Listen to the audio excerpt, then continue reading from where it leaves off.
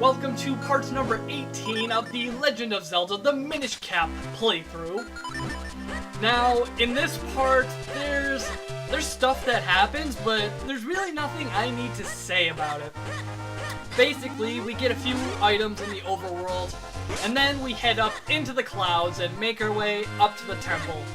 And the thing you have to do before the temple is really tedious. You have to travel throughout the clouds and get a bunch of special kinstone pieces to fuse with these random clouds, and it's just rather annoying, and there's not much for me to say about it. So for this video, I'm going to bring back a segment that dates back all the way to the Kirby Superstar videos. If you remember back then, I did a few videos on my Nintendo 64 memories, my GameCube memories, my PlayStation 1 memories, things like that. So, I'm gonna bring that segment back. So today, I'm gonna talk about my Game Boy Advance memories. Now, the Game Boy Advance wasn't my first handheld system. I had a regular Game Boy, and I had a lot of fun with that, but we're going to save that for another video. For this video, we're gonna talk about the Game Boy Advance. Now, I believe the first game for the Game Boy Advance I played was Kirby Nightmare in Dreamland. And if you aren't familiar with that game, it's a remake of Kirby's Adventure on the NES, and I really loved that game. It's the game that really got me into the Kirby series. Well, that and Kirby 64. To be honest, I didn't play Kirby Superstar until much later. I really got into the Kirby series, and then I started getting more of the games, and then I got Kirby Superstar, which is awesome. I love Kirby Superstar. I remember going to the store as a child and buying a few Game Boy Advance games. I remember buying Mario and Luigi Superstar Saga.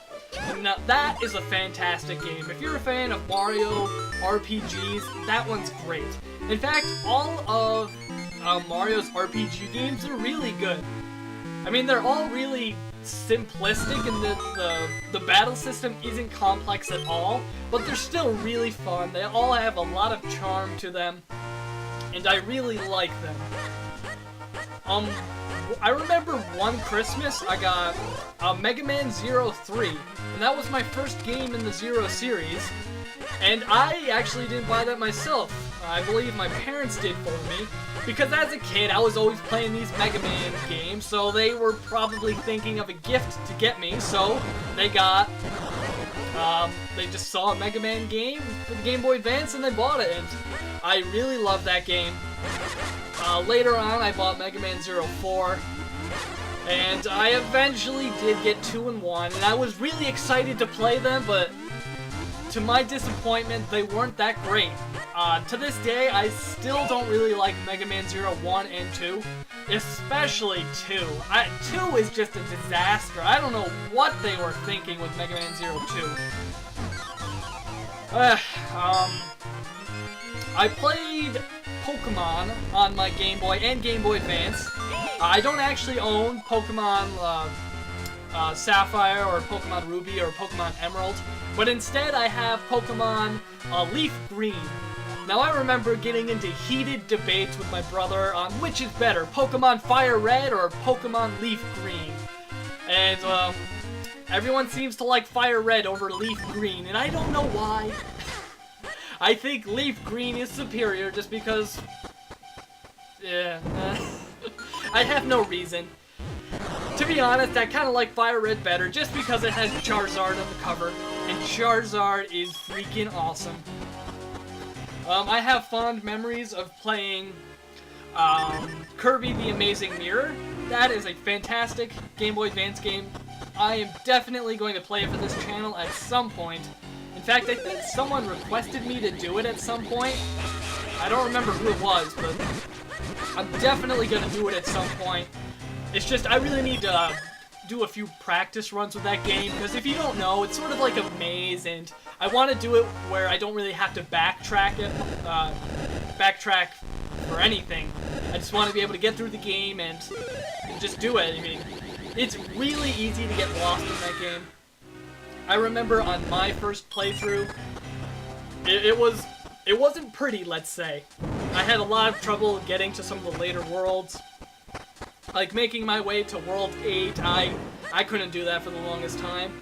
World 3 especially, I just couldn't find my way there, I don't know why.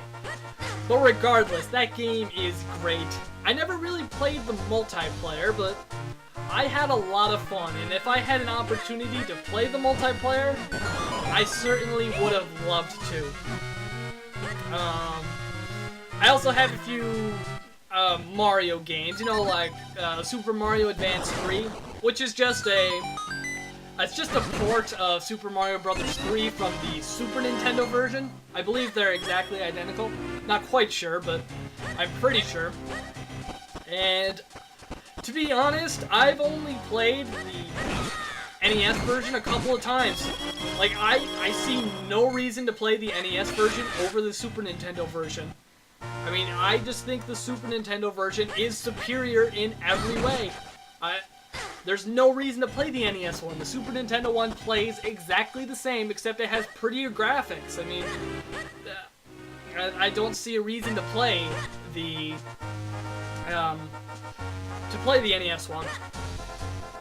Now, one game that you may or may not have heard of, I absolutely love. It's called WarioWare. And it's just a collection of micro games that you play. It's really hard to explain. I am going to do a video on it at some point, just because I want to show this game off to the people who haven't played it. It is fantastic. It is one of the best games you can play on a long car ride or something. It is so much fun. I absolutely loved it. And to this day, I still love it.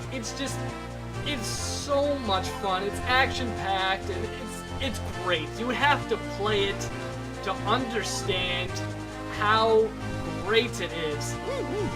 I also played a few Legend of Zelda games on my Game Boy Advance, like the one you're seeing right now, the Legend of Zelda: The Minish Cap. Now, I can't exactly remember when I got this game. I think I bought it on my own. I don't remember. I'm pretty sure I saw an article on it in like Nintendo Power or something. I think, because I don't have that many Nintendo Powers, there was like a time period in which I was getting them. Maybe it was like a year or two. So a lot of games from that period that were featured in Nintendo Power, I ended up buying because I really like Nintendo. What can I say?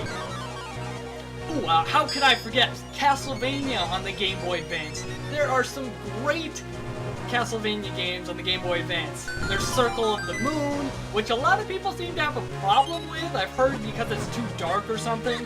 But if you have a Game Boy Advance SP or you're playing it on your DS, that's no problem. There's Harmony of Dissonance, which is... that one's pretty good. Not as good as Circle of the Moon, but still good. And of course, the best one is Castlevania Aria of Sorrow. That game is simply fantastic. It's a masterpiece in my opinion. It's one of my favorite Castlevania games. It just does everything right. I love it. I will definitely play it at some point. It's just, I love that game so much. You have no idea how much I love that game. And, oh, I also really enjoyed playing Mario Golf Advance Tour.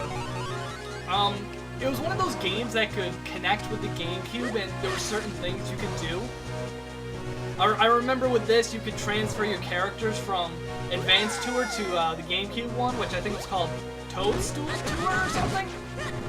And whenever you did that, it was just, your characters were so overpowered. Like, they could drive the ball 500 yards, that's ridiculous in golf standards. It was just really fun.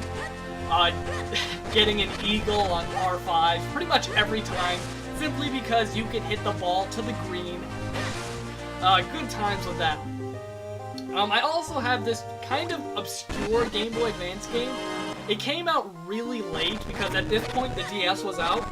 It's called Yoshi Topsy-Turvy. I'm pretty sure that's what it's called. And this was an interesting game because the cartridge was weird shaped. It had this odd shape. But basically the whole thing was you had to tilt your Game Boy Advance or your DS. It worked on both. You had to tilt it and you had to guide Yoshi to the end of the level. It sounds like a terrible idea, but it's actually really fun. I had a lot of fun with it, and I definitely recommend you look into it, see if you can find a copy, because it's a super fun game. I don't know how other people feel about it. I've never really looked up a review or something or visited a message board. But as a kid, I absolutely loved the game. I haven't played it in a while, but maybe I will. Maybe I'll try to play it. I don't know. Maybe if I have some free time, I'll give it a go again, because I just remember it being an absolutely fantastic game. And it still looks fun to play. I mean, the whole tilting thing, yeah, it's sort of a gimmick, but, you know, I don't really have a problem with that. A lot of people seem to have just issues with all the gimmicks in games, and I can agree with that, because some of the motion gaming things I just don't like. The Kinect for the Xbox 360, I think that is absolutely just the worst idea ever. It just doesn't work, because any game that would require you to run or move, you can't really do. You can't, like, move directions, otherwise you're gonna run into something or run out of the sensor range or whatnot. And I just don't like that. I don't really have a problem with the Wii, because with most games, the motion controls are really subtle. Like, The Legend of Zelda Twilight Princess, for example. You didn't really do all that much with the motion controls. You would kind of swing the Wiimote a little bit to make Link swing his sword, but that was about it, so I didn't have a problem with that. That's pretty much all I can remember with my Game Boy Advance memories. There are a few other games I have. Well, there's actually a lot of other games I have, but some of them are really bad and I don't want to talk about them. Like, they're really bad. There are some absolute stinkers on the Game Boy Advance. Every system has its bad games. I will give you a hint to them, though. A lot of the bad games I own, they're sports related. Like, alright, I'll speak of one. It's Tony Hawk's something something. I can't remember the name of it. But, you know, if you've ever played a Tony Hawk game before, they're pretty fun. You know, it's a skateboarding game. You can do some ridiculous things. I find them to be pretty fun. But it just doesn't translate well on the Game Boy Advance. It has a very odd perspective, and it's really hard to control, and you really don't know how to do any tricks or anything. The control kills it. It's really bad. I just find it to be absolutely just terrible. It's just horrible. I'm sorry, it's bad. If you've ever played it, then you know. Oh, I also have a lot of games that my sister bought, because she had a Game Boy Advance too. Actually, all of my siblings had one. Me and my brother had Game Boy Advance SPs, and then my sister just had a regular Game Boy Advance, because I don't know why. But I love my Game Boy Advance SP. It still works. I still use it on occasion. I used to never use it because my DS would just play Game Boy Advance games, but I got a DSi XL, which does not play Game Boy Advance games. I don't know why. It should. It doesn't make any sense why it doesn't, but it doesn't, so I have to use my Game Boy Advance SP for that, which is fine. I love the Game Boy Advance SP. It's probably my favorite handheld in terms of design, because, you know, it just feels so right in your hands, and it just flips down, it's a square, it's just great. I love it. I just think it works really well. I think it's Nintendo's best handheld to date, although the DS is pretty good, I'm not gonna lie. I just like the Game Boy Advance SP that much more. And I've never even seen one of those, what are they called, like Game Boy Micro or something? I hear that was like the third generation Game Boy they were trying to push, but I've never actually seen one. Or did that even go through? Like, did they even make those? I remember them talking about it, but I don't know. I don't know. Can anyone confirm that for me? Although I do like the Game Boy. That is also really well designed. Nintendo just seems to do really well with handhelds. Except for the the Virtual Boy, of course, but we're not going to talk about the Virtual Boy on this channel. I don't have any Virtual Boy memories. I never bought one. I never had any interest in getting a Virtual Boy. Well, I mean, what's the point? I don't understand. What were they thinking? Like, that's not portable. Like, if you don't know what the Virtual Boy is, look it up. It's horrible. It is the worst thing ever. In fact, there were only like 18 games made for it, roughly around there. And it's just a terrible system. I don't know what they were thinking. But luckily with the 3DS, they got their act together. I mean, that's a 3D system, I guess. I've only played it in a store once. It seems pretty good, but there's really not that many games for me right now, so I'm not going to buy one just yet. Maybe in the future, who knows. Anyways, that is the end of part 18. I hope you join me for part number 19. And until next time, this is UAA signing out. I'll see you guys later.